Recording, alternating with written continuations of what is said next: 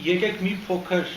վերլուծենք, թե ինչի հետևանք է ներքին իրավիճակի լարումը Ադրբեջանում, որտեղ իհարկե այն տնտեսական դրսևորում ունի, բայց այդ տնտեսական դժվարությունները առաջացան որոշակի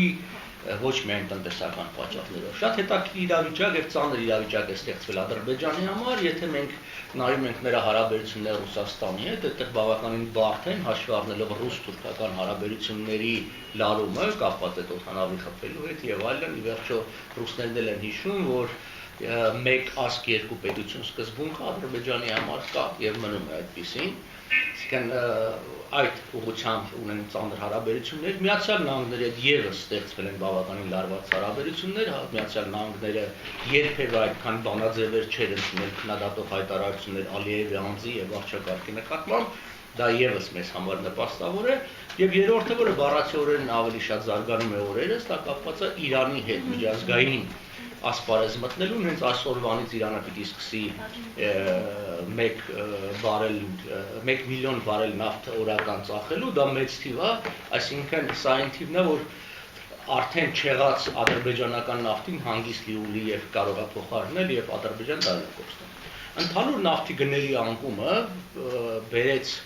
անկումից ասեմ, դա քաղաքական հետևանք ուներ, դա առաջին հերթին արևմուտքը իրականացնում էր այս ծրագիրը Ռուսաստանի դեմ, բայց բոլոր նավթ արտահանող երկրները տուժեցին, այդ թվում Ադրբեջանը։ Հետաքրքիր է, թե մենք դիտարկում ենք այն ադրբեջանյան տարածաշրջանները, որտեղ ավելի շատ լարվածություն կա եւ բողոքներ կան, ասենք ավելի շատ Խոսմակուբայի շրջանի մասին, որը լեզգինաբնակ շրջան է, որտեղ դեռ տարիներ առաջ օրինակ ես Ադրբեջանի բնակ լեզգին ընկերներ որոնց հետ խոսում էի, օրինակ ենք շատ էին բողոքում, որ այդ խտրականությունը կա,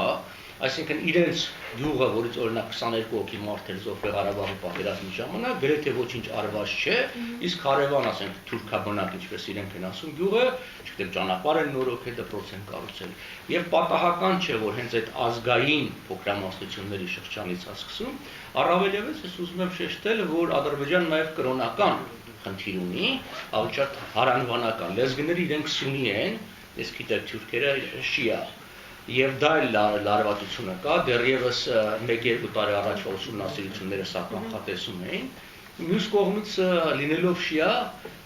Ալիևը փորձում է իր աշխարհիկ պետությունը պարտադրել։ Հիշենք անցյալ տարեվերջին հաղորդումներ եղավ, այս տարեսկզբին էլ Նարդարան բնակավայրի, որը Բաքվի մոտ է գտնվում, ասենք Աբշերանյան թերապետը, ավելի շատ թաթաբնակ է, այդտեղ շիա առաջնորդների ձերբակալության եւ այլն։ Այսինքն, եթե ամփոփելու լինենք, այսպես Ադրբեջանի վիճակը աշխարհաքաղաքական առումով ծանր հարաբերություններ հիմնական երեք ուժային կենտրոնների հետ իր համար Ռուսաստան, Միացյալ Նահանգներ, Իրան, տնտեսական առումով ծանր վիճակ, որտեղ հիմնական արտահանման հումքը նավթն էր, գների անկում եւ ծավալների կրճատում, իսկ ծավալների կրճատումը եղել է դեռևս 2014-ից էր սկսել, եւ ներքին լարվածություն ազգային եւ կրոնական փոքրամասնությունների հետ։ Հիմա ծեր ուղղակի այն հարցին արդյոք սա կարող է դրդել Ադրբեջանին, այսպես արկածախնդրական պատերազմի, ես չեմ կարծում, որ Ալիևը կհամարձակվի գնալ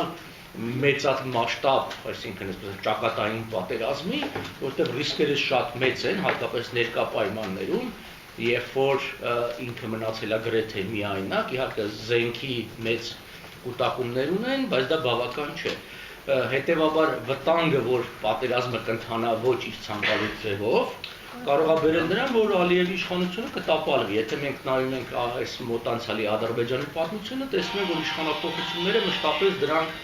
հետևանք են ռազմաճակատում կրած որոշակի պարտությունների, այդպես Ավելչիբեի հետ, այդպես մշտապես այդպես եղել է։ Հետևաբար ցավոք սրտի լարվածությունը կշարունակվի, մենք կշարունակենք զոհեր ունենալ մեր սահմանի վրա, մեր երիտասարդները կզոհվեն, բայց մեծածավալ պատերազմ ես չեմ կանխատեսում, հենց ելնելով իր իսկ ճալից Ալիևը դրան չի գնա։ Եթե հանկարծ օրինակի համար իր ենթակայության տակից դուրս չգան որոշ զորամիավորումներ, որոնք հենց փորձեն հրահրեն դա իր ներքին իշխանափոխություն կազմակերպելու։ Սա է արկածախնդրություն, հետևաբար մեր, այսինքն այդպես ամեն մի զոհում էր անողար, նշանակություն ունի, հետևաբար մեր քայլերն ու գործողությունները ենք պիտի սպասենք ալիև ինչ-որ քայլեր հետո նոր մենք արձագանքենք, թե մենք այստեղ իվանագիտական կորպուս, այսպես գեներալից է լուրջ։ Նախ առաջինը ես կարծում եմ մենք պիտի վերաբաշխում կատարենք մեր պաշտպանական բյուջեի մեջ, այսինքն եթե թվեր ենք համատում, հիմա այստեղ չհռչակենք, բայց եթե ասենք համատում ենք այդ շտաբային սպայակացման ծախսերը պատերազմի ժամանակ եւ հիմա էական փոփոխություններ կա, այսինքն մեր սահմանները պիտի տեխնիկապես եւ ռազմականապես այսպես ասած զինվեն, վերափոխվեն ազդանշանային համակարգ եւ այլն, բան, որովհետեւ իհարկե խուսափել բոլոր զոհերից հնարավոր չի, բայց էապես կարելի է կրճատել, եթե լավ ազդանշանային համակարգ է, այսինքն պետք է որոշակի ծախսեր անել։ Հիմա հարց առաջանալու որտեղից է ծախսերը, շատ կա, նայեք մեր բյուջեի մեջ ինչքան մսխումներ կա եւ նախարարության ներսում այդ պարկետային գեներալների հսկայական քանակը, որ ասենք մեր պաշտպանության նախարարությունը մինի սովետական նախարարություն է ստեղծված, որտեղ չգիտես ինչի ամեն մի վարչության պետք պիտի գեներալ լինի եւ այլն։ Այն դեպքում, երբ որ այսինքն դա սովետական կարգն է, այնտեղ ուրիշ է։ Մեր ամբողջ բանակը սովետական մի բանակի կեսի չափ չկա անգամ։ Օրինակ 40-րդ բանակը, որ Աֆղանստանում էր կռվում, ուներ 2 անգամ ավելի 137,000 այսինքն թվականակ ուներ, 2 անգամ ավել էր, քան մենք, որը ասենք օպերատիվ վարչության պետը գնդապետ Զինևիչն էր, որը հետո եկավ Ղարաբաղ, այսինքն ինչի կռվող բանակը օպերատիվ վարչության պետը կարա լինի գնդապետ, իսկ մեր մոտ չգիտեմ, ամեն մի վարչության պետ պիտի լինի գեներալ, այդտեղ ես լեմ ծախսերի մասով